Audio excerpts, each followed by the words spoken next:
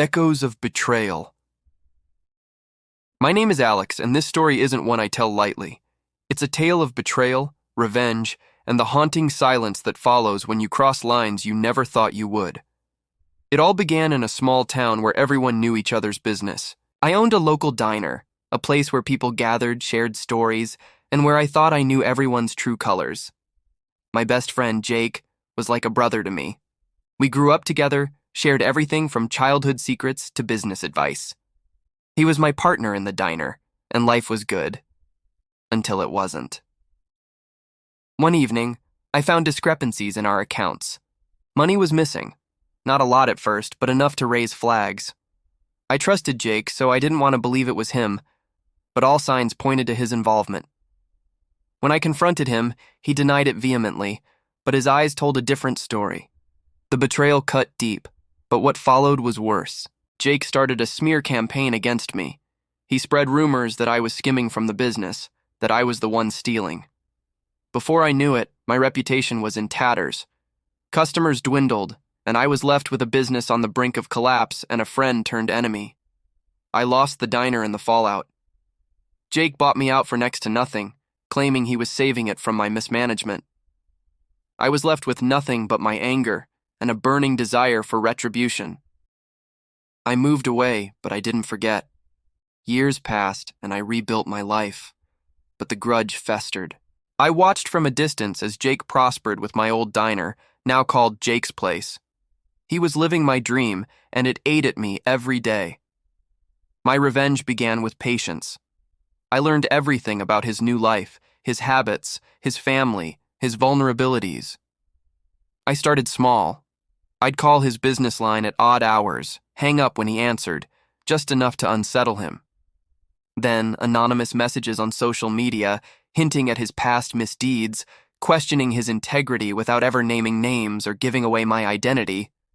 But the real plan was more intricate. I knew Jake had a new project, expanding the diner into a franchise. His success was his downfall. I infiltrated his supply chain. I got a job at the food distributor he used, under a fake name, of course. Over time, I manipulated the orders. I'd swap out quality ingredients for cheaper, substandard ones, slowly so no one would notice at first. The quality of food at Jake's Place began to drop. Complaints started rolling in, but he couldn't pinpoint why. Health inspections became frequent, and each time something was off, just enough to keep him on edge, but not enough to shut him down. Then, I escalated.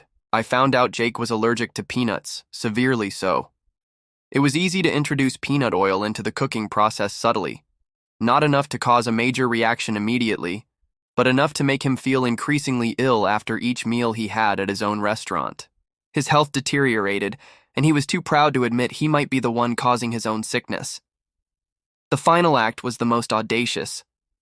I knew Jake was going to a big investors meeting to pitch for his franchise expansion. I had access to the catering for that event. I made sure there was peanut oil in everything he ate that day.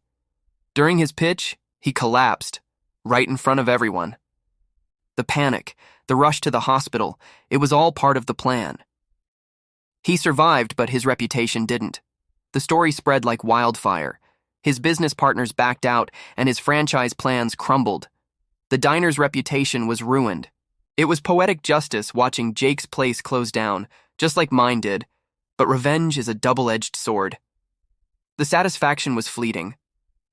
Every night, I lay awake, haunted by what I had become. I had turned into the very thing I despised.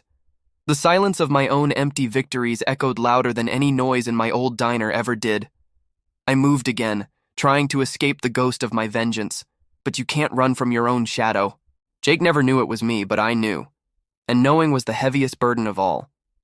So, if you're listening to this story, remember, revenge might give you a moment of peace, but it can take everything else away from you. You might win the battle, but at what cost to your soul?